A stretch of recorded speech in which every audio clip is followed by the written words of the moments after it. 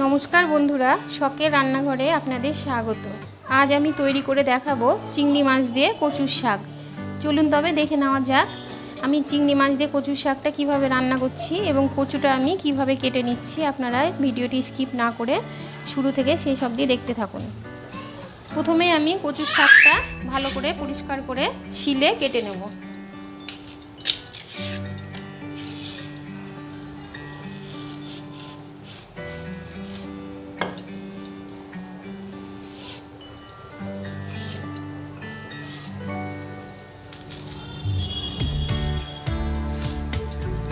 এইভাবে ছিলে এইভাবে টুকরো টুকরো করে কেটে নেব।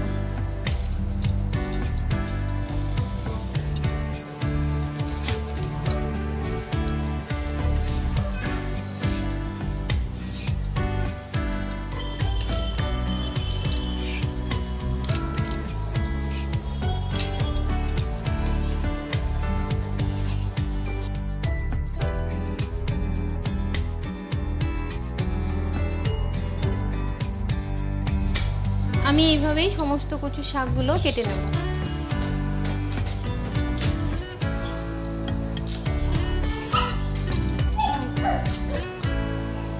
কচু শাক কাটার সময় অনেক সময় হাত কুটকুট করে, সেক্ষেত্রে আপনারা যদি হাতে সরষের তেল লাগিয়ে কচু শাক কাটেন তাহলে হাতে কুটকুটানি ভাবটা থাকবে না। কচু শাকগুলো আমি ভালো করে পরিষ্কার করে কেটে নিয়েছি। এবার ভালো করে জল দিয়ে ধুয়ে নেব। কচু শাকগুলো আমি ধুয়ে নিয়েছি। কড়াইয়ে আমি পরিমাণ মতো জল বসিয়ে নিয়েছি। এবার কচু শাকগুলো আমি ভালো করে জলে সেদ্ধ করে নেব।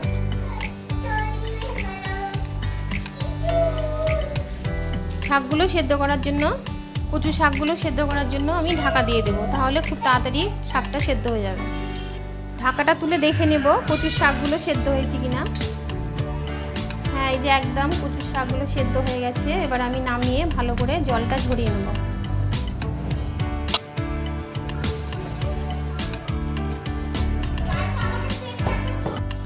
আগেই বলেছিলাম কচু শাকটা আমি চিংড়ি মাছ দিয়ে রান্না করব। কচু শাকটা আমি ভালো করে সেদ্ধ করে জল ঝরিয়ে নিয়েছি। আর এখানে কিছুটা চিংড়ি মাছ আমি ভালো করে বেছে ধুয়ে পরিষ্কার করে নিয়েছি। এবার চিংড়ি মাছে আমি হলুদ লবণ মাখিয়ে নেব।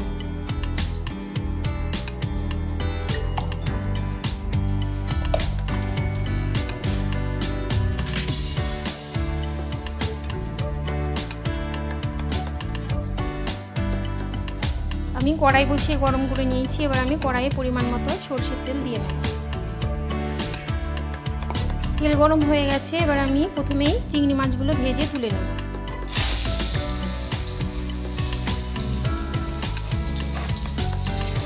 চিংড়ি মাছগুলো আমি খুব বেশি ভাজবো না, একটু হালকা করে ভেজে নেব। চিংড়ি মাছ বেশি ভাজলে শক্ত রাবারের মতো হয়ে যায়। চিংড়ি মাছগুলো ভেজে নেওয়া হয়ে গেছে। এবার আমি তুলে নেব। চিংড়ি মাছ ভাজা তেলের মধ্যে আমি আরেকটু তেল দিয়ে নেব অল্প করে। এবার আমি ওই তেলের মধ্যে ফোড়ন দিয়ে নেব একটা শুকনো লঙ্কা, আর দিয়ে নেব একটা তেজপাতা দু টুকরো করে, আর দিয়ে নেব সামান্য পরিমাণে 5 ফোড়ন।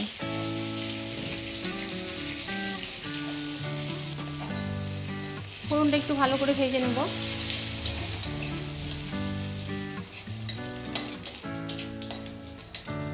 ফোড়নটা আমার ভেজে নেওয়া হয়ে গেছে।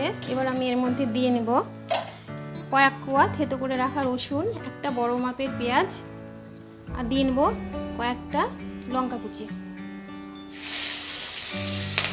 আমি একসাথে দিয়ে ভালো করে ভেজে নেব।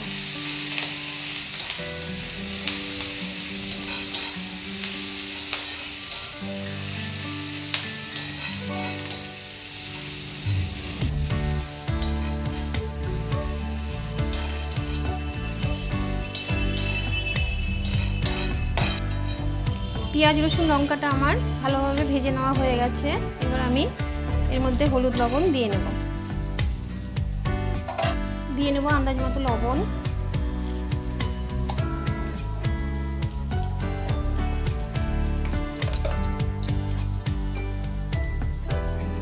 দিয়ে নেব হাফ চা চামচের মতো হলুদের গুঁড়ো,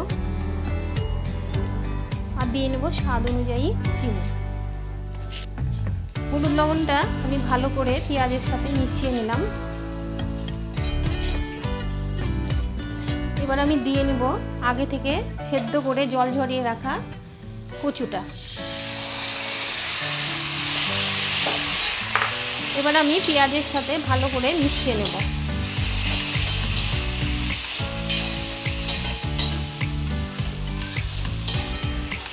পেঁয়াজ রসুনের সাথে আমার ভালো করে মিশিয়ে নেওয়া হয়ে গেছে কচুটা। এবার আমি মিডিয়াম আঁচে কিছুক্ষণের জন্য ঢাকা দিয়ে দেব।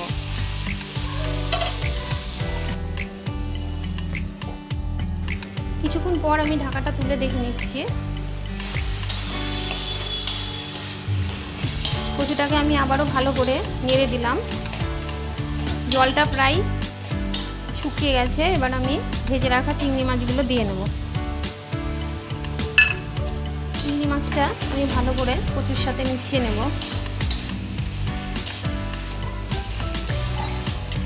এবার আমি ভালো করে নেড়ে চেড়ে জলটা আরেকটু শুকিয়ে নেব।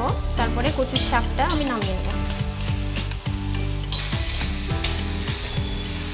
কচুটার জল অনেকটাই শুকিয়ে গেছে। এবার আমি কচুটা নামিয়ে নেব। আমার কচু রান্না কমপ্লিট। এবার আমি নামিয়ে নিচ্ছি।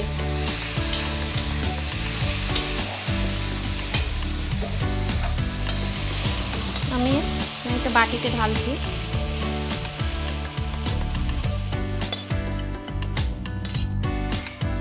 আমার কচু শাক রান্না কমপ্লিট। আপনারা দেখলেন কিভাবে আমি চিংড়ি মাছ দিয়ে পানি কচুর শাক রান্না করে দেখালাম।